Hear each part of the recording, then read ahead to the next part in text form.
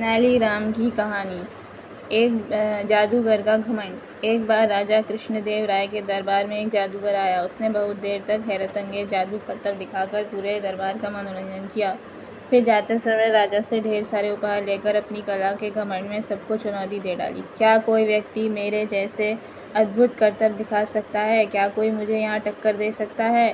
इस खुली चुनौती को सुनकर सारे दरबारी चुप हो गए। परंतु तेनालीराम को इस जादूगर का यह अभिमान अच्छा नहीं लगा। वह तुरंत खड़े हुए और बोले कि हाँ, मैं तुम्हें चुनौती देता हूँ कि जो करतब मैं अपनी आंखें बंद करके दिखा दूंगा वह तुम खुली आंखों से भी नहीं कर पाओगे। अब बताओ, क्या तुम मेरी चुनौती स्वीकार करते हो?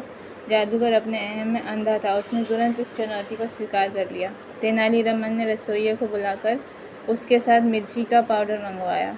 अब तेनालीराम ने अपनी आंखें बंद की और उन पर एक मुट्ठी मिर्ची पाउडर डाल दिया। फिर थोड़ी देर में उन्होंने मिर्ची पाउडर झटककर कपड़े से आंखें पोंछकर शीतल जल से अपना चेहरा धो लिया और फिर जादूगर से कहा कि अब तुम खुली आंखों से यह करतब करके अपनी जादूगरी का नमूना दिखाओ। घमंडी जादूगर को अपनी गलती समझ आ गई। उसने माफ़ी मांगी और हाथ जोड़कर राजा के दरबार से चला गया। राजा कृष्णदेव राय अपने चतुर मंत्री तेनालीराम की इस युक्ति से अत्यंत प्रभावित हुए।